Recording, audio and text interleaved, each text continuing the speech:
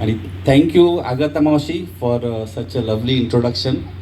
आणि मी तरी एवढं काय प्रिपेअर केलेलं नाही तुझ्यासारखं, पण I am just going to share some of my experiences. मी त्यांना सांगत होतो की it will be more like a standup comedy rather than a speech. तर आणि माझं स्पीच जे आहे ते मराठी इंग्लिश असं मिक्स असणार, जस्ट बेअर विथ मी.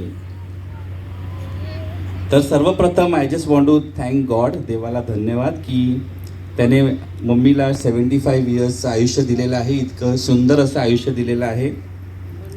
आणि तिचा गॉडफ्री दादाने ऑलरेडी सांगितलं, तिचा लग्नानंतर तरुण वयात अपघात झालेला, त्या अपघातातून देवाने तिला वाचवलं आहे.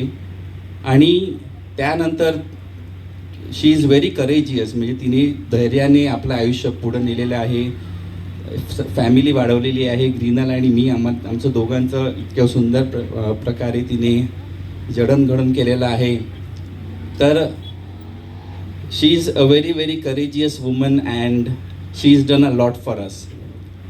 मला आठवते आम्ही लहान असताना बोथ ऑफ अस वर व्हेरी स्टबर्न. खूप आम्ही दिसायला जरी भोळे प्रेमळ वाटत असलो तरी तसे नव्हते. घरामध्ये आम्ही, इस्पेशली मी, I use to be very very stubborn and also मला काय हवं असलं की मी ते मिळाल्याशिवाय सारखं त्रास देत राहणार मम्मीला. असं असं असं माझं चाइल्डहूड. आणि मला ते दिवस आठवतात की जेव्हा may be this generation will not understand the importance of that little gesture, की जेव्हा मम्मी ऑफिसमधून घरी यायची त्यावेळेला ती आम्हाला काहीतरी खाऊ घेऊन यायची. आणि बऱ्याच मम्मीज असं करत असतात किंवा डॅडी, की त्यावेळेला दुपारी जेवल्यानंतर मग डायरेक्ट संध्याकाळचं जे खाऊ ती खूप इम्पॉर्टंट असायचं. आणि मम्मी काहीतरी 7 वाजता ऑफिसमधून यायची आणि ती काहीतरी खाऊ घेऊन यायची. आणि एखाद्या दिवशी तिला ते आणायला जमलं नाही, आम्ही तर आतुरतेने वाट बघत असायचो, अरे कधी मम्मी येईल आणि कधी खाऊ.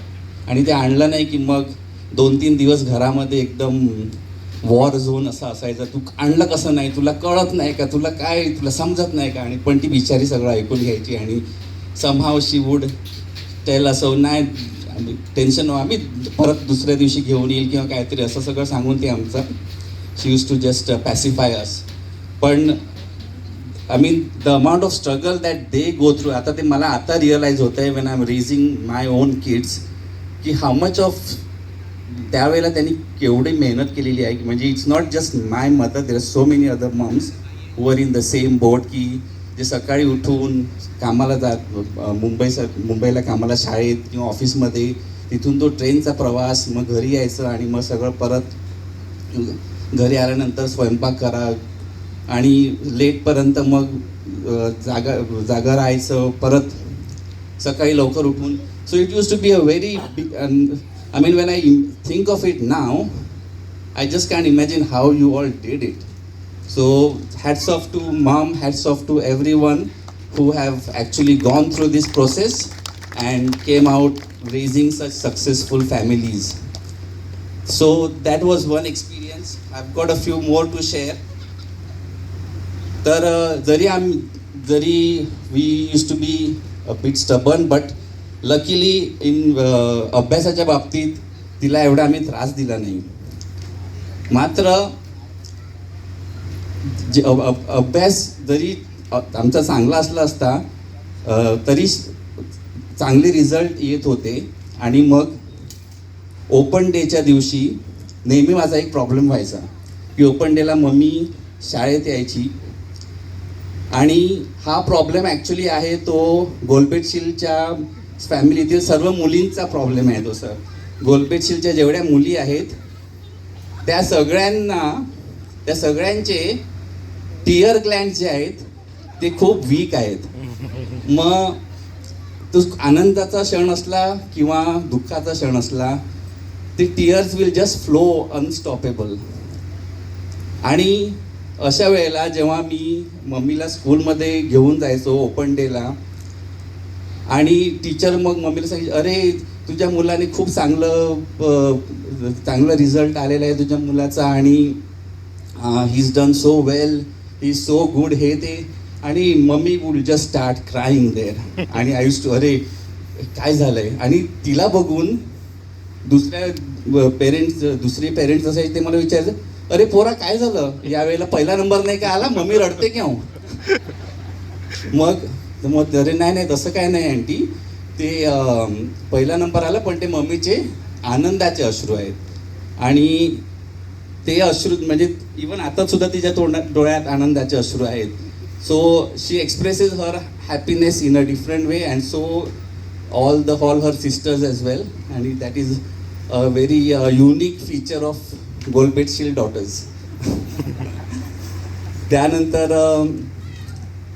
दुसरी एक विशेष गोलबेटशीलच्या मुलींची the way they connect with people. मग ती तिरेज मावशी असो, डॉल्स मावशी, आगात मावशी, माझी mummy, they all have this unique way of connecting. मग तो सेल्समॅन असो किंवा तो दारावर विकणार ते प्लास्टिक आणि हे ते विकणारा, किंवा तो जसं आगात मावशीने डील करते सगळ्या प्रोग्रॅमचे.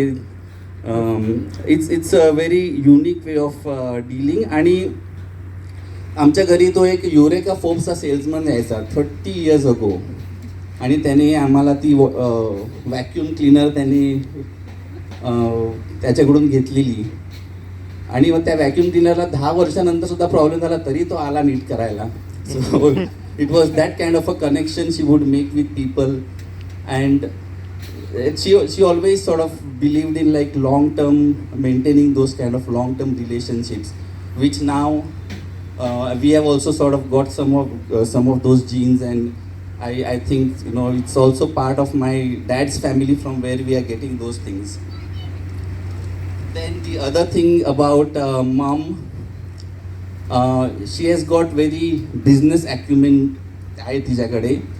Plus financially she is very cautious. Like she will always make sure ki she's got enough funding or enough things for whatever projects she is doing. मग ते आमचं घर बांधण्याच्या वेळेला सुद्धा she knew exactly how to get the funds, how to manage the funds. मग त्यावेळेला सुद्धा तिने खूप मम्मी डॅडी दोघांनी खूप प्रयत्न केले आणि त्यावेळेला त्यांनी नवीन घर वगैरे बांधलं. So she kind of knows how to manage the finances well. And when it came to my studies, overseas studies, त्यावेळेला पण पैशाची गरज होती.